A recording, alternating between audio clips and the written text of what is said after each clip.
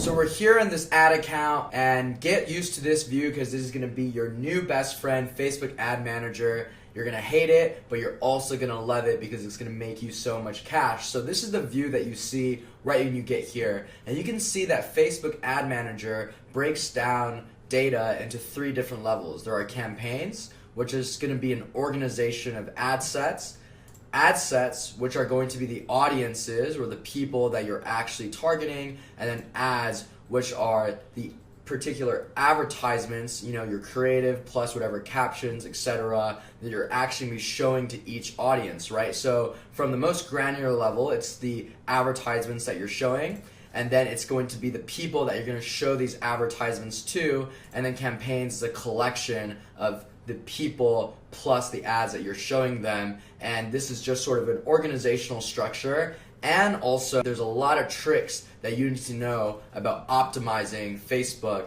As you guys all probably know, Facebook's big value proposition is that they are a big machine learning data powerhouse. So they're able to learn at the campaign level, the ad set level, and the ad level in order to drive better and better results. So when I tell people you should have $3,000, $4,000 saved before you actually start e-commerce, it's because everyone is going to suck at Facebook in the very beginning, not only because of your skill cap, but just because it takes time for Facebook to learn. Literally, the difference between targeting the same audiences on an account that already has a lot of spend and has already done a lot of learning versus a brand new one is night and day. So literally, as you are spending more money and making adjustments, which I will teach you how to do, your Facebook Ad Manager and your Pixel, which is the thing that reads all the data and learns, will get better and better and better. It's like you're sending a kid to preschool, and then hopefully they're eventually going to graduate from college and get really good at generating sales for you.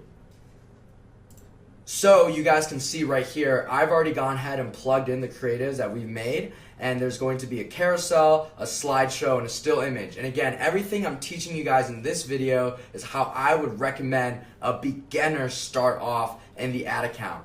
And the first rule you guys need to know is that you should have at least 2 creatives within every single ad set. So you can see this is one ad set I've made, and there are 3 creatives in here. I recommend at least 2, ideally 3 or more.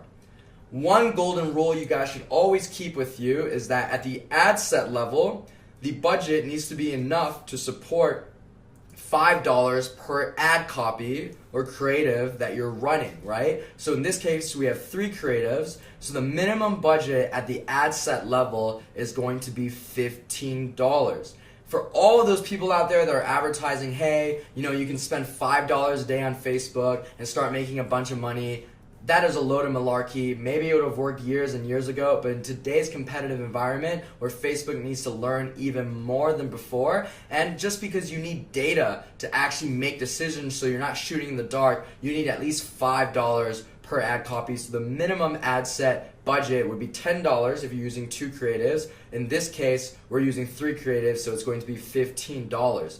Furthermore, you're going to want to use creatives that are different styles or different messaging. You can see here that we have a carousel, a slideshow, and a still image. This means that Facebook will eventually, within this audience, pick the best creative to show them over time. So in the beginning, it's going to spend money across all of these creatives, but eventually this ad set has a $15 budget. It'll start spending $15 in only 1, maybe 2 of these creatives that are performing the best. So when you give Facebook a variety of styles, a still image, a slideshow, and a carousel, it really improves its learning because maybe one particular audience likes to see carousels. We found that for some of our sites. Maybe some audiences like to see slideshows. Maybe younger demographics need something that's moving to capture their attention. And then maybe some people just really like lifestyle, intuitive still images that don't really move. There's even an element of this with Wi-Fi speeds and phones. If you're on Wi-Fi, the video is going to autoplay, so a slideshow is going to do very well. If you're not on Wi-Fi, the slideshows don't autoplay. These are video slideshows, and the still image does better because it looks kind of weird when a video isn't autoplaying. So again, having a variety is very important. So let's back up. We have 3 ad copies within the ad set and campaign, but you might be wondering, all right, well, how did you even make this campaign or these ad set? What settings are you getting into? So I'm going to overview that right now. The first thing you do on a brand new ad account is you press Create Campaign. Now, something I'm not covering is linking up the pixel and integrating with Shopify, things like that. It is super, super easy to do, and honestly, you guys could Google it and figure it out. So we've already gone ahead and done that step. When you create a new campaign, the first thing you're going to want to do is name it. Like I mentioned before, there's learning that takes place at the ads level, the ad set level, and the campaign level.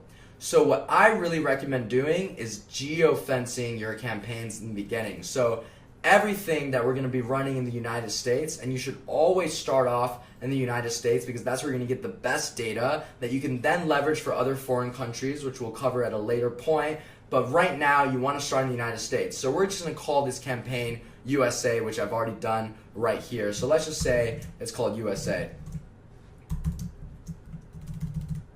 Sorry, not the best typer. And then bidding style is just going to be auction. Facebook is always going to be an auction. And to give a little science behind how Facebook works, essentially there's different audiences that you're bidding on, right? And you're basically going into a massive auction where you're telling Facebook, hey, I'm willing to spend X amount of dollars to target this person with this creative, and someone else that's a competitor hitting the same audience is also doing that. And Facebook's machine learning in the back end is basically prioritizing different bids and then showing ads to different people. So that's what this auction means, and that's actually the infrastructure of how Facebook ads works. Now you're going to go into campaign objective, and you can see there's a bunch of different objectives. You can see brand awareness, which basically will show someone your brand as many times as possible and try to sort of bring a little subconscious identity in their mind of your brand. There's reach, which will just reach the most people. You have app installs, video views, lead generation, post engagement for getting likes for getting page likes and messages. We're always going to be optimizing for conversions. Right off the bat, we're optimizing for conversions. Some of these other optimizations might get you cheaper traffic, but at the end of the day, our goal is conversions. And we don't want Facebook to get confused by our goal. If I optimize for post engagement, for example, sure, it'd probably be cheaper traffic to market to, but you'll probably get a lot of people that just love pressing like on every single creative, or even oftentimes what happens with optimizing for engagement is you'll get a lot of bots that are just programmed to like everything that they see. Again, we're going for conversions, and conversions are basically purchases, at the end of the sales funnel that you're actually going to record. So Facebook, when we press conversions, they know, okay, this guy's trying to sell, and that's the type of traffic we're going to try to bring. Facebook's going to automatically take this CBO, or campaign budget optimization, for you. We're going to talk about this at a later point, but honestly, I've experimented with starting with CBOs. I know there's a lot of hype around CBOs, but I've literally tested CBO versus non-CBO across millions and millions of dollars of spend. To date, I've probably spent $7 to $8 million on Facebook ads, so trust me, I've done a lot of testing, and I don't recommend starting with a CBO. Next, you're going to create an ad set, and you can just name it something random for now. And again, we've already plugged in the ad. So this is the campaign creation part of it. Don't worry about split testing, and also don't worry about CBO. Just for you guys that are curious, split testing is basically a way that you can test a creative or an audience or something like that within a campaign and see a simple A/B test of which one does better. We're not going to mess with that right now. And again, this is how I recommend you guys who are beginning to start your Facebook campaigns. And this is also how I start my Facebook campaigns, but just a little bit more advanced and also a little bit more spend, obviously, because I have a lot higher budget I'm working with. So I've named this campaign USA because it's going to be all of our USA stuff happening in here. And we're going to go into now the ad set level, and let me show you the settings. So I just call this ad set hold. We've already plugged in our pixel, $15 because we have 3 different creatives. Now, for start date, here's a little hack that I'm just going to give all of you guys. You always want to program it to be 4 a.m. starting Eastern time. There's a lot of sort of tricks to doing this, and basically what it's doing is it's tricking Facebook. When you're starting at 12 a.m., for example, Facebook says, okay, I have a full day to spend all of this money, so that's super nice, right? And that's what it's programmed to think through. When you start it at 4 a.m. Eastern time, Facebook immediately goes, oh crap, 4 hours have already passed and I haven't spent any money on this asset yet. I better start hustling and start spending this cash. And what Facebook will actually do is give you higher newsfeed placements and higher placements on Instagram, whatever you're running to, because it's rushing to spend that cash. So this is a really easy way to just make sure your campaigns perform a little bit better is if you're starting ad sets at 4 a.m. Eastern time. We're on Pacific time right now because I live in Los Angeles, so that's going to be 1 a.m. Next up, you're actually going to the audience. So this is who you're targeting. In the beginning, because you don't have access to any data, you're going to go with standard interest testing. And what an interest is basically a collection of people that have expressed some sort of affinity to a certain object, to a brand, to a celebrity, etc., you name it, right? Maybe they've talked about them recently on Messenger. We all know Mark Zuckerberg spying on our chats. Maybe they're Googling them, or maybe they just joined a Facebook group that has an affinity with them, whatever. Facebook's really good at making these interests, and that's where you put it right here is interest, right? And we're gonna start off, obviously we're selling fighting gear, so let's just look up MMA, right? And you can see, wow, there's so many different interests, and you wanna be very careful about where you're targeting, because you can see there's MMA right here, but it says employers. So this is literally people that are employed by some sort of MMA agency, only 6,000 in size, probably not what we're looking for. My guess is our target demographic aren't going to be real MMA fighters because they're going to be buying from very reputable brands. You go to heavyweight MMA, and this is an interest, right? Not an employer, and also has a big size.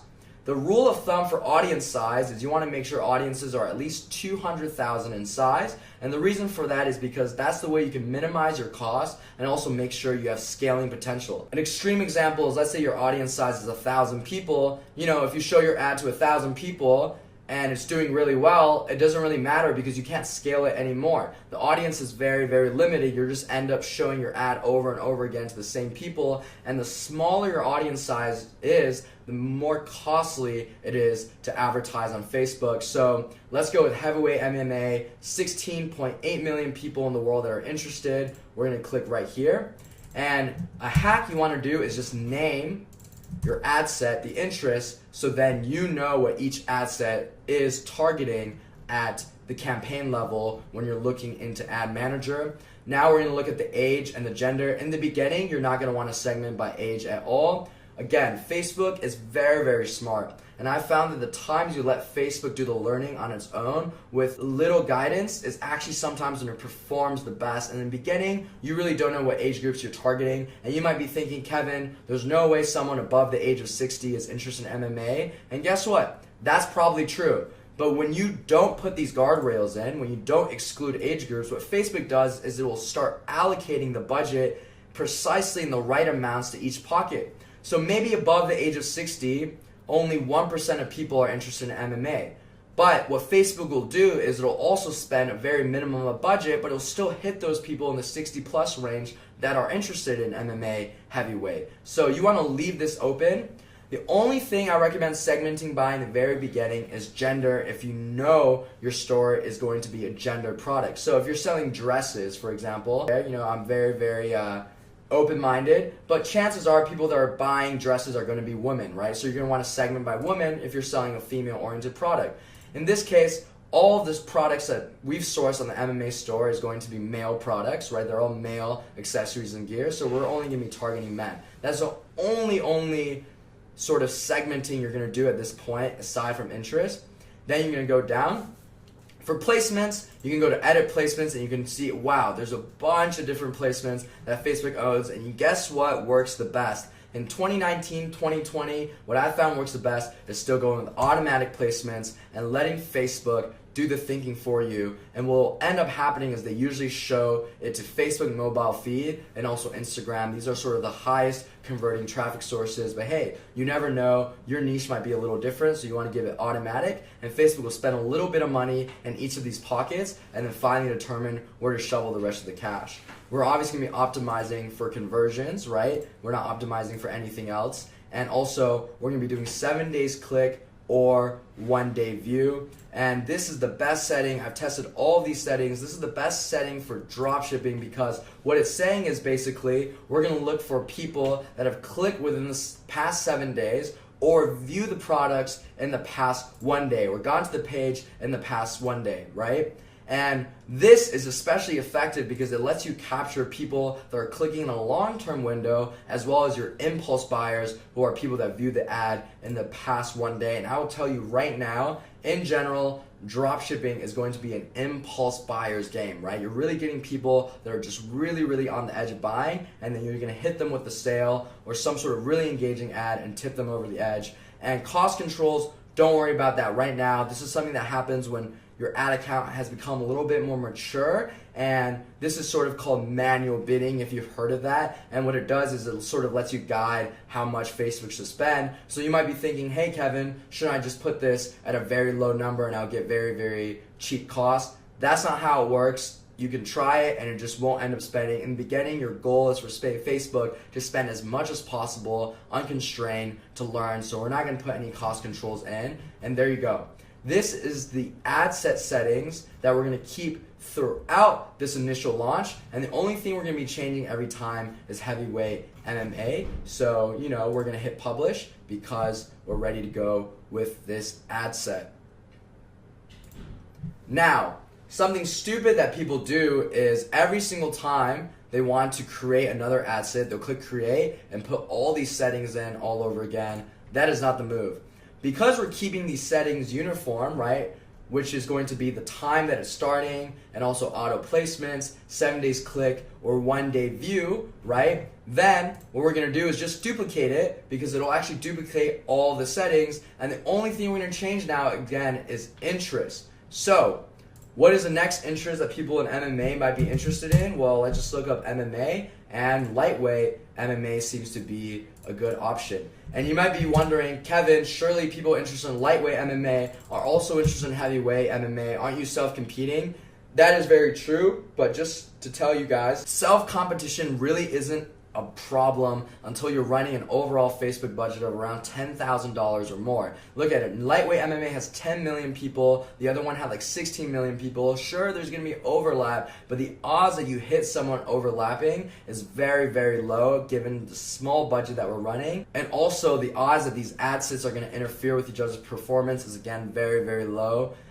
Self-competition and cross-placements and sort of cross-advertisement and self-cannibalization is something you have to worry about once you're already very scaled up, spending around $10,000 plus a day. So for now, we're just going to be putting in these interests that are interested in MMA. So I'm going to go ahead and hit publish here as well. And now I'm going to teach you guys another hack to save time. We're all about saving time here. You can do this thing called quick duplicate, and you can actually publish everything at once. So you can see it made another copy very, very quick. We didn't have to press duplicate. And now let's go for another MMA interest. And how do I come up with these interests, right? Number one, it's intuition. You have to do some research and have some baseline understanding of your product to come up with some interest. Like, it wasn't rocket science for me to come up with MMA style interest if we're selling MMA stuff, right? Of course, Google is also a really, really good tool because you can see right now we're really hitting sort of different weight classes. I'm going to include another weight class, but you want to give your interest targeting some diversity. We've hit a lot of weight classes. Now let's actually go into some MMA brands. And it's super easy. This is just Google research, right? So we just use Google and look up MMA brands. You can see all these different mixed martial arts clothing brands, right? And you can even say, okay, top MMA brands, these are probably the most popular, and see if these are some things that you can target. So we've had 3 weight classes. Let's mix it up and also go with some brands. And in general, you're going to want to target a variety of different types of things. You're going to want to make sure you have some brands, you have some celebrities, some interests, etc. And it seems like bad boy is not something that you can target, right? And this will happen all the time, so we just have to move on to the next one. I'm an MMA fan. I know Conor McGregor, for example, is a very big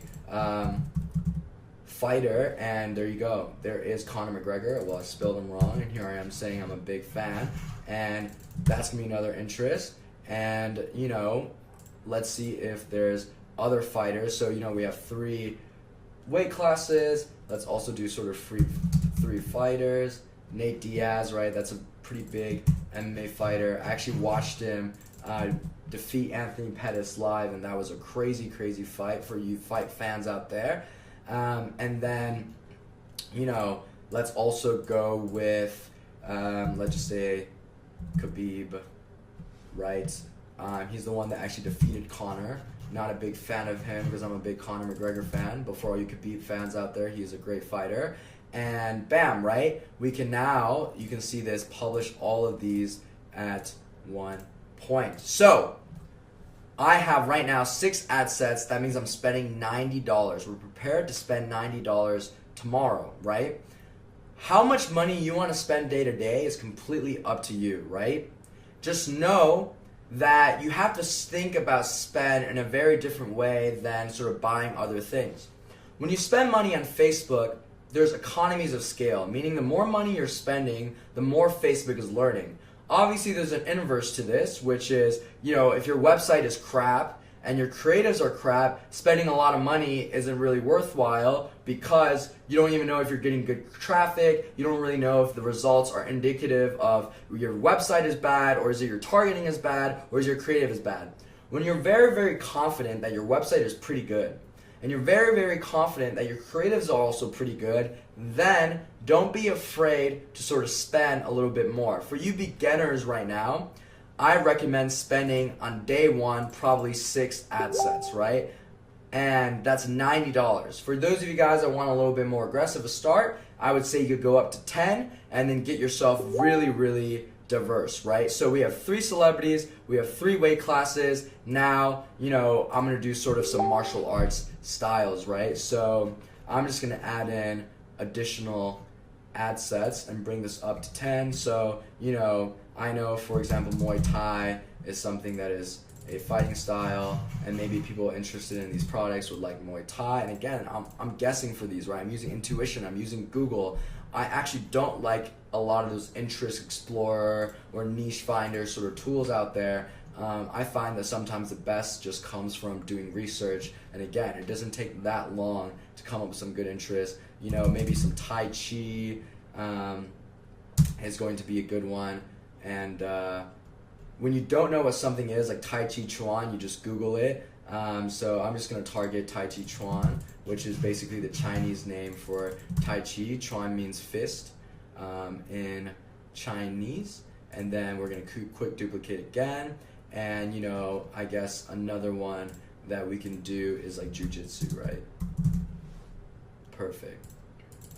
So now we have 3 celebrities, we have 3 fighting styles, and the next thing I could do is probably like target, UFC, etc., maybe some organizations, right? So I'm gonna leave this at 9. If you're very aggressive and you want to learn quick, you could do 10 ad sets. I would say at the bare minimum, you should do 6 ad sets. And again, you want to do this only when you're convinced your creatives are pretty good. You've seen the creatives that we made together. I think it's pretty good. You've seen the website we made together. I think it's pretty good as well. I have all these things turned off because I don't want it to actually spend. But there you go. I just set the ad sets for day 1. And this is our cold traffic campaign, right? These people are people that have never gone onto our sites. Now, you might be thinking, okay, Kevin, well, it's great, we plug in these ad sets, but how do we actually make decisions? What you need to know is Facebook collects a bunch of different data points, a bunch of different metrics. I think Mark Zuckerberg said they're collecting like 25,000 data points every second or something crazy like that. And everything that you want to see is available in Ad Manager. But you might only be thinking, hey, how come on top, there's very little metrics, how am I going to make decisions? If, for example, I don't get a purchase, that's because you can customize your view, and I'm going to tell you how to do that. You just go to here, columns. The default is going to be performance, and there's a lot of defaults. You want to go to customize columns, and bam, now you can see everything that you can see on Facebook. So, what's super cool about e-commerce and digital strategy is the answer to your problems is always right in front of you somewhere in the data. You just have to go look for it, right? Whether it's the fact that your creatives are terrible, or the fact that your website is bad, or the fact your targeting is bad, it's all in the data. And the better you get at reading this data and making decisions, the more Facebook will start speaking to you on what's going on and what you should do next. And that's the definition of a very good ad strategist, is you're able to see the metrics Facebook is giving you and then make effective decisions both with creatives, targeting, and your website to get the best results. So I taught you how to go here, and what are the actual metrics you're going to use? Well, let's cut to that and we'll discuss them. there are going to be 3 categories of metrics that I want you guys all to look at, and I'm going to break these down individually so you really understand why we're looking at these things. And again, these are sort of the categories I recommend starting out with, and depending on your unique needs and situations, you can adjust it simply by going back to that display that I showed you where you can customize the columns. This is where I recommend you guys starting out with, and this is what I start out with on a brand new ad account. The first is going to be conversion related events, right? And conversions just means purchases or anything that leads to a purchase. So obviously one metric you want to get is total purchases. Total purchase is obviously important to see because you want to know how many purchases your site has gotten, right? Next thing is unique purchases. Someone might buy multiple items at once, and that can be very misleading because we're in the game of calculating what's the cost per acquiring a customer, not necessarily what's the cost of acquiring a purchase, and that's where unique purchases come in handy. This is a very easy example. If you spend $100 and you're looking for a $10 cost per purchase, and one person has bought from your store after you spent $100, your cost per customer acquisition is going to be $100 per cost per customer acquisition, right? But if you bought 10 different items, Facebook will read that cost per purchase as $10 cost per purchase because he purchased 10 different times. But if this guy was a statistical anomaly, let's say this guy was drunk out of his mind, and that's the only reason why he bought 10 things, now you're very, very misled. You think this audience is very good because you have a $10 cost per purchase, but in reality, it's very bad. You just got really lucky that one person decided to buy 10 items. That's where these unique metrics come in play. So unique purchases solves for that. Next thing is going to be purchase value. That's going to show you the total amount of sales that were recorded on Facebook. Next, it's going to be cost per purchase. Again, this is a cost you're paying per purchase that's happening. Unique cost per purchase. I already talked about why unique is important, right? That's your unique, basically, customer acquisition cost. And then finally, there's also purchase ROAS, or return on ad spend. This is basically your total number of sales recorded on Facebook divided by the money that you've spent. Depending on your margins, your ROAS can be good or bad depending on what numerical value it is. If you're making basically a 99% margins on every single sale that you make, then you can get a very low ROAS and still get very good performance. And the goal is basically to spend as much money on Facebook as possible until the next dollar you spend on Facebook is no longer profitable, right? You want to squeeze as much profit out as possible.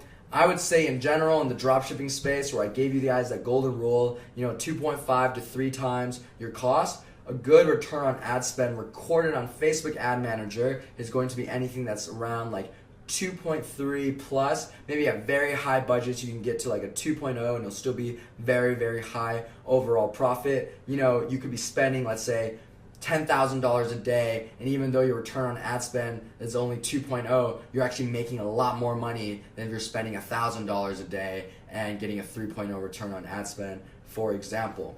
So next is going to be add to carts. Again, I don't think I have to explain that. It's just how many add to carts you have. Unique add to carts, because people love spamming add to carts. This will show you how many unique add to carts you've had. Checkouts initiated, unique checkouts initiated. Again, we're really trying to understand steps to the conversion funnel. So why are we interested in add to carts and checkouts initiated if we have purchases on here? Surely purchases are the best metric. That is true. Purchases are the best metric. But when you're starting out, you might not be spending enough money to generate a lot of purchases. Let's say your product is $80, right?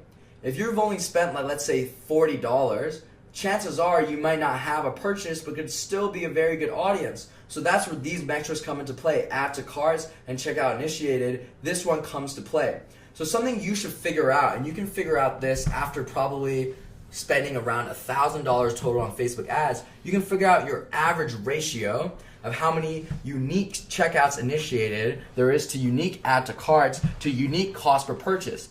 Then you can start making decisions if a particular ad set is good or bad based on how many unique checkouts initiated it has or unique add to carts, because you know what the ratio should be to equate eventually to a purchase. So that's why these metrics are important, is you're able to make early decisions before you can get a purchase. And this is especially important for you beginners who are not spending a lot of money. Obviously, once you spend a lot of money, you can just look at purchases and return on ad spend, because again, the more money you spend, sort of the less randomness there is, and the more indicative your data is actually of reality.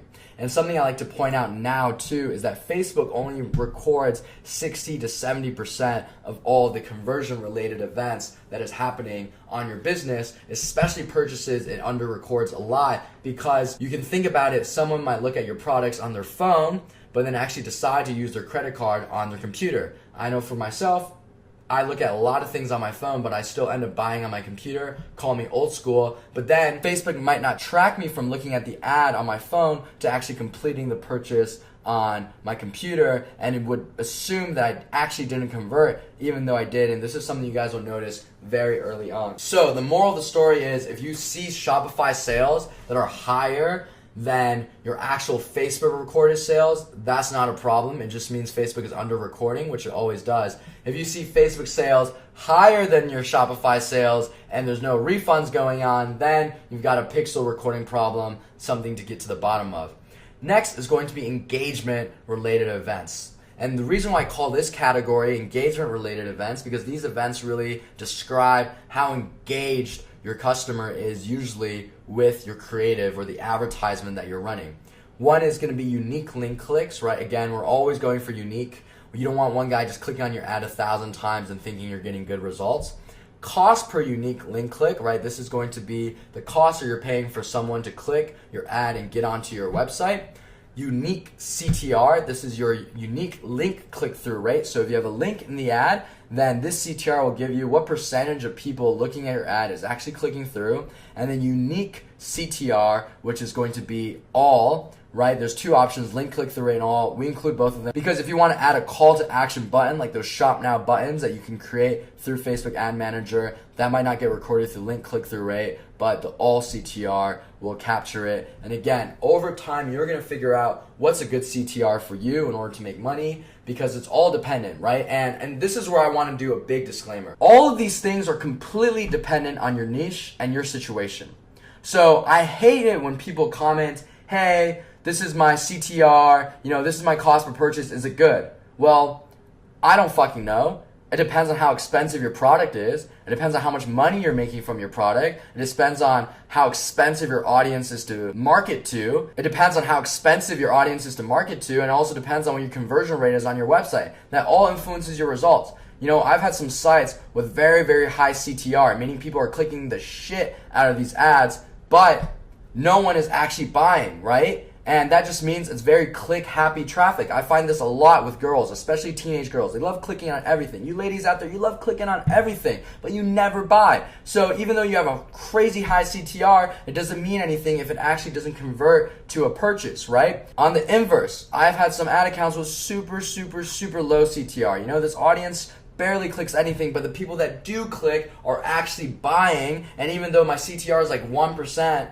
compared to like 7% with the female niche, I'm actually converting a lot more, and it's actually a great CTR. So this is something that you guys have to figure out. The next thing is health events. The reason why I call this funny name is basically this gives you an indicator of how healthy your ad account is and also how healthy your audience is, right? And the first metric is CPM, or cost per 1,000 impressions. This is basically the cost you're paying Facebook to basically show your ad to 1,000 people.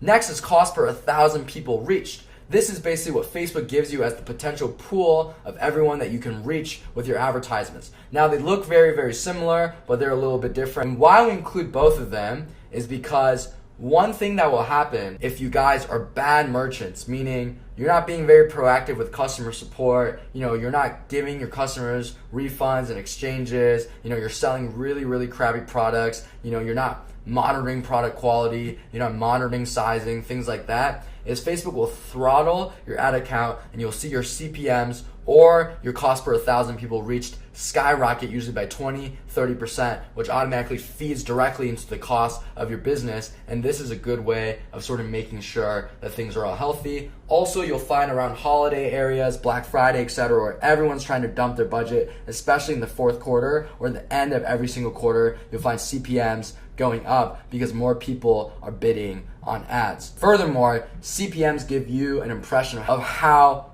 expensive one audience is to market to compared to another. And again, I want to be very clear about something. There's no such thing as lower CPMs being better and higher CPMs being worse. Sure, lower CPMs with all other metrics being the same is better than higher CPMs, right? That's just logic. But sometimes what happens is CPMs are very high because the quality of traffic is super, super high and a lot more people are bidding on them, right? So an example is India. In India, you will find such cheap CPMs. You will literally get millions of people to see your ads for like $1 and, a coupon to Best Buy. Obviously, you can't pay with coupon Best Buy, but just an example of how cheap these ads can be to deliver. What I found is in India, even though CPMs are so low and it seems like it's heaven at how cheap it is to advertise, no one actually buys because you have a lot of people in poverty, you have a lot of people that don't speak English, etc. They just love clicking on things, right? And they love being on Facebook. So that low CPM actually is representative of a really terrible audience. On the inverse, health and beauty spaces usually have super high CPMs, right? And I actually know people that kill it in health and beauty niches, right? There are women that want to look very beautiful. They're looking for every hack out there, how to remove their pimples, how to remove their wrinkles, etc. Even though the cost to advertise to them is very expensive, as long as they're converting, right, it doesn't matter. So CPM is just something you should treat as a relative measure. For example, if UFC was significantly higher CPM than, let's just say, MMA at large, you might think, they're probably very similar, and maybe UFC, for whatever reason, is just getting bid higher, and that's the reason why I shouldn't target it. That's how you should treat it, is relative to your other ad sets. So this is some simple math. The cost that you spent to show your ads to something, multiply the amount of money you spent, multiply by this percentage of people that have clicked onto your ads, is going to be your cost per unique link click, right? And then the number of traffic that actually goes onto your website multiplied by your conversion rate ends up being your purchases. So you can see how all these variables feed into one another. So if your ads aren't performing well, your ROAS, right, which is sort of the golden thing that you're looking at, is very low, you got to dissect it. What is feeding a very low ROAS? Maybe it's because the audience is super expensive to advertise to and your CTRs just isn't good enough for such an expensive audience. The more expensive the audience, the more engaging your ads have to be, right? So you have to break it down on what's actually driving profitability or the lack of profitability. Don't just look at one metric and just blindly guess, oh, it must be my ads, when data can literally tell you the answer. So these are all the things you're going to program into your ad manager on things that you are looking out for. So now that we're back at the ad manager level, you're putting in this interest and you might be wondering, what is the next step? So it's quite simple. In the beginning, you're testing these interests, and I'm going to give you guys some golden rules. Number one, you want to make sure something spends at least for 3 days and at least 2 times your target cost per acquisition. And you're going to find out your cost per acquisition based on your average order value on Shopify. Let's say your average order value is $20. On $20 of sales, I make $8 in profit. That means that your advertising cost per purchase, or unique purchase, acquiring each customer, has to be under $8, right? And that's very simple logic. And what you do is, when ad sets are bad, you're cutting them, right? And when ad sets are good, right, you're looking for other similar interests. So let's say out of this experiment, over the course of 3 days, like 3 days later, I noticed that, wow, all 3 of these celebrity style ads did really well. And, the weight class ones really sucked. And, these are pretty average. What I would do is I would add in more interests that are similar to these sort of celebrity fighters, right? So you're going down a trail. And I'll expand on ad strategy at a later time. But in the beginning, this is how you're really thinking about it. And also, you want to cut at the ads level as well, because sometimes Facebook doesn't choose the right one. So assume all these are turned on, and let's say it's really spending all the budget in this ad copy, but it's just not doing that well. You can experiment with turning this one off. It'll force it to spend in these 2, and then you can see if maybe that is better ad copy for your audience. I would say in general, Facebook tends to get the ad copy thing right. So if you're just a beginner, you can simply cut at the ad set level right in the beginning. And this is how you launch an ad account for cold traffic, right? And again, creatives are super, super important. Website is super, super important, because if you have shit creatives or a shit website, you don't know if it's your targeting that's screwing things up, or if it's your website, or if it's your creatives. And again, e-commerce, digital strategy is all about testing over and over again until you get to a better and better and better answer, right? And in order to test effectively, you have to isolate one variable and change another one and see what changing that variable does to your performance, right? If, for example,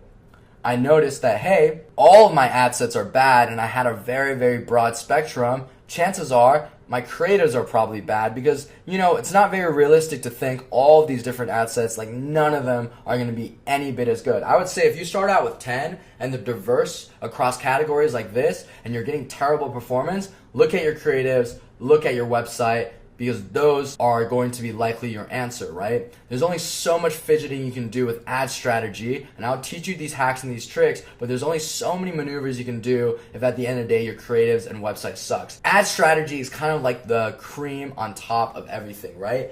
If you have a really, really engaging creative, even if your targeting sucks, you're still going to get purchases because people are just going to resonate with that ad. If you have a shit creative and a terrible website, no matter how good your targeting is, because you could find people that really like MMA stuff, but they go onto the scammiest website, or they're looking at the worst ads in the world, they're not going to buy and they're not going to click, right? So don't get too tricked by Facebook's algorithm hacking and stuff. That stuff is very, very important, but that stuff is important once your baseline of creatives and website is already satisfied. Way too many newbies are obsessed with all these different scaling methods, all these different crazy things, and honestly, if your ad account just sucks right now and you're getting terrible performance, I'll just tell you this right now. It's not a little ad strategy hack that's going to turn things around. It's probably something very conventional or base that is going to be impacting your performance. I've noticed that the ad strategy or the algorithm sort of manipulation part of Facebook is only going to be accounting for 20 to 30% of your performance. The bulk of it is going to be your creatives and also your website. Now that we've covered cold traffic, meaning this is the campaign looking for people that have never engaged with your website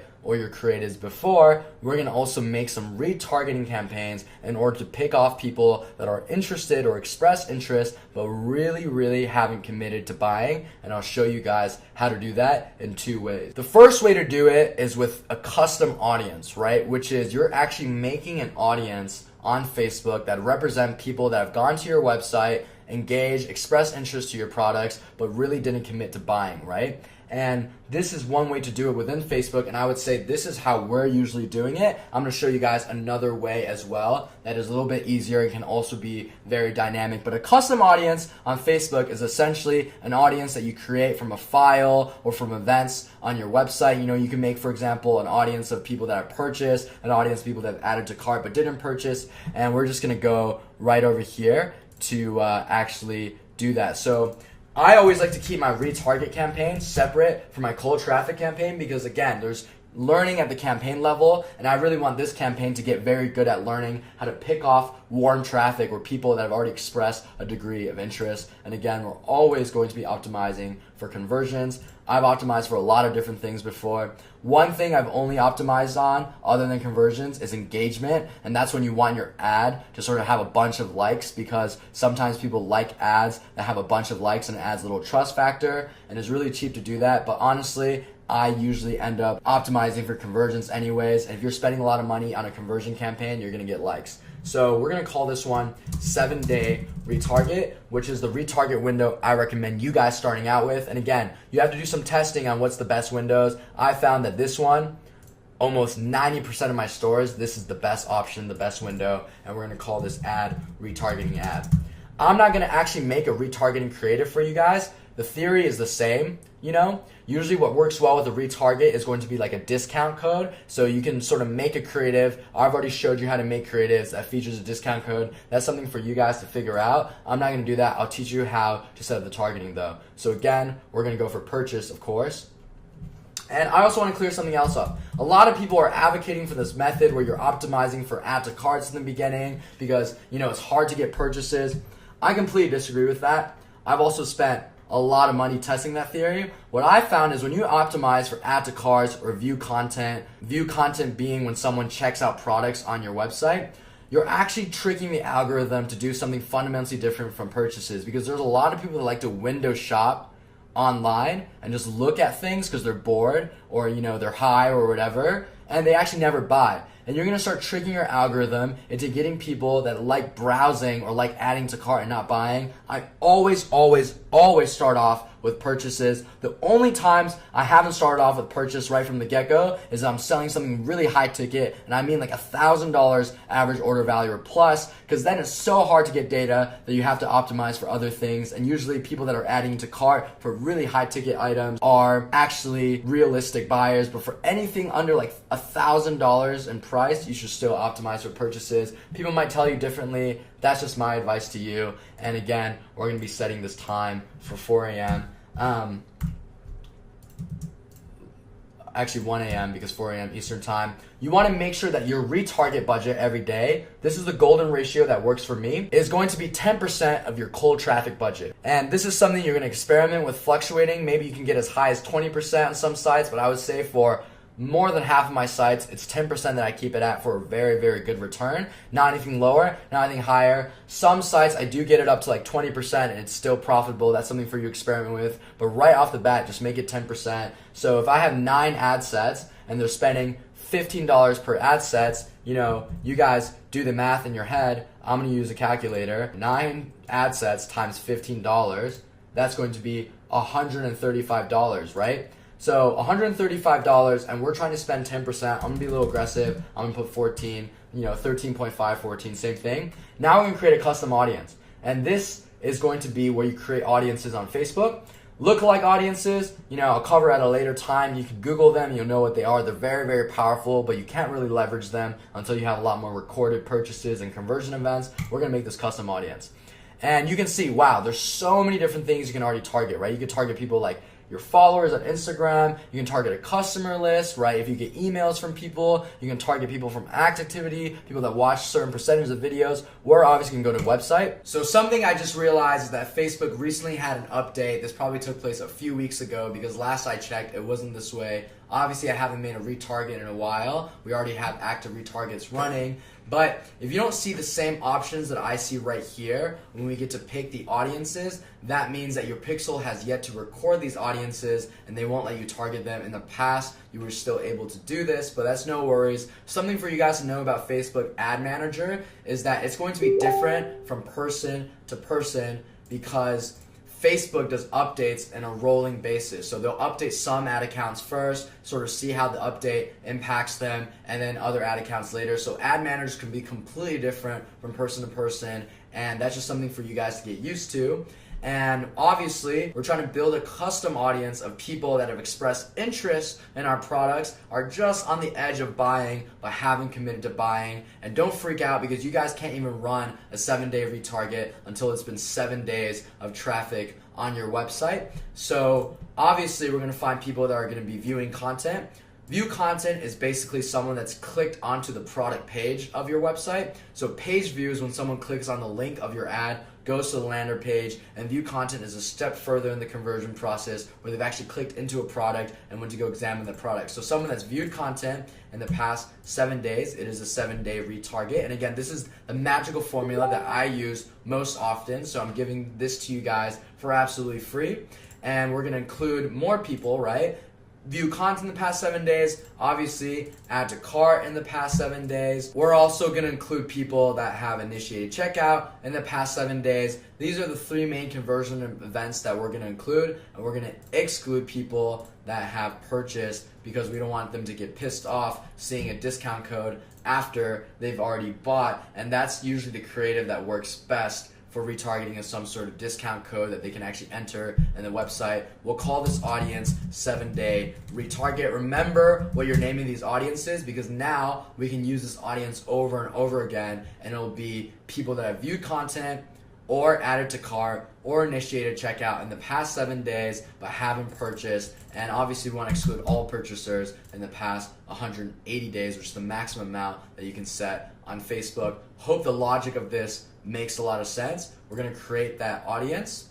And I've already plugged in that creative. So this is just that 7-day retarget audience, right? And now we're going to press all because, again, you don't have to segment by gender or age because you've already done that on the cold traffic end. Warm traffic is a reflection of your cold traffic. We're going to make it auto placements, 7 days click, or 1 day view. We're optimizing for conversions, no cost controls. And our budget is going to be 10% of our cold traffic budget, which is the magic ratio that I told you guys to use right from the start. So this is one way to make a retarget. This is a way where you can control what type of creative you're running.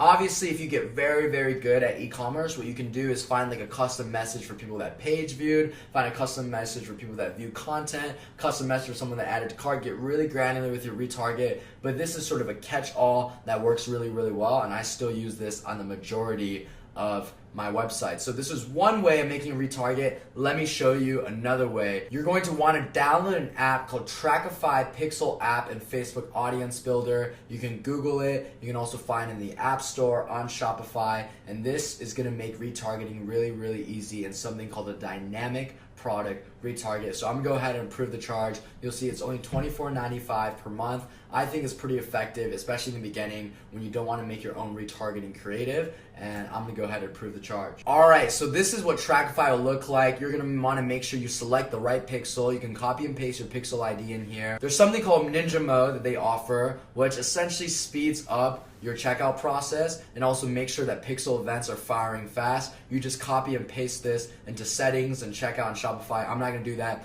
The real magic is here in the quick catalog. All you wanna do is literally click Save and Build Catalog and make sure your Facebook Business Manager is the one that your ad account is in, right? You wanna click Save and Build Catalog. And what that does is it'll actually make a catalog for you in Facebook, right? So go ahead, click this button, it'll automatically make it. I've already done this, so I'm not gonna click it, but once you do, it automatically will take all the products from your Shopify store and make a catalog out of it. So once you've made a catalog using the Shopify app, and Shopify does many things. One of them is also letting you use multiple pixels, so you can include a backup pixel in case your ad account ever gets banned. That's something I recommend. That's super easy for you guys to set up. It's very intuitive. You literally just make another pixel and you just copy and paste it into Shopify. But we're gonna call this, dynamic catalog, or DPA is what people like to say, dynamic product advertisements, 7-day retarget. We're still gonna be doing that 7-day thing. Notice how I had to make a new campaign because this one is optimized for catalog sales instead of conversions. So these two retargets have to be separate if you want to test both of those options. I'm on an existing ad account, as I mentioned before, so this isn't the one that we created that was brand new, but after 7 days, you guys will be able to get the same view as me. Under catalog, you just want to click on the drag down and you'll find your particular catalog, which is the one that you just made through Shopify. You're going to make this ad set name 7-day retarget. Obviously, we'll just call this dynamic catalog, and we're going to save to draft. And let's get down to publishing. So now you go to the 7-day retarget. That was the ad set we made. We're gonna make this budget the same, $14. Again, if you're testing both of these, then your overall budget for retargeting would be $28, right? Which is a little high. So maybe you just wanna test one or the other, or wait for your cold traffic spend to increase. Obviously, we're gonna do that little hack of a time zone. This one is in Central Time, so make sure you remember it's 4 a.m. Eastern Time, so that means that it's going to be 3 a.m. Central Time of the next day. And this part gets really, really cool. You want to click retarget ads to people who interacted with your products on and off Facebook, right? And you want to select viewed or added to cart but not purchased. What this combination will do is it'll find people that have viewed specific products or added them to cart, haven't purchased, and actually show them the exact products that they just looked at. That is super, super cool, right? So you can say something like, hey, we noticed you looked at our products. Here's the discount code for additional 10% off. Check out today, right? And they actually see the exact products that they were just looking at on the website. It tracks it over. So that is a really cool feature. We're gonna set this thing to 7 days, and we're gonna make this auto placement. We're gonna optimize again for conversion events, purchases, 7 days click or 1 day view, no cost control. Now you'll be on this view where you can actually customize the ad. You'll see your catalog on this side. This side is blurred out because this is actually one of my existing ad accounts and it still is an active ad account. So, I could use a little less competitors in the space, but we're still crushing it either way. And you can just do multiple iterations here, fool around with the primary tasks, fool around with the description, website URL. This is very similar to how we were making creatives before. You can make a lot of different iterations, and bam, you're testing something called a dynamic product catalog, which is a very simple, powerful way to retarget. So just to review, we've got a cold traffic campaign that's built around interest, and we've also got a retarget campaign that you can make either by using Shopify or also by making a custom audience and a custom creative that comes along with it. And that is how you launch Facebook ads in 2020 on day one.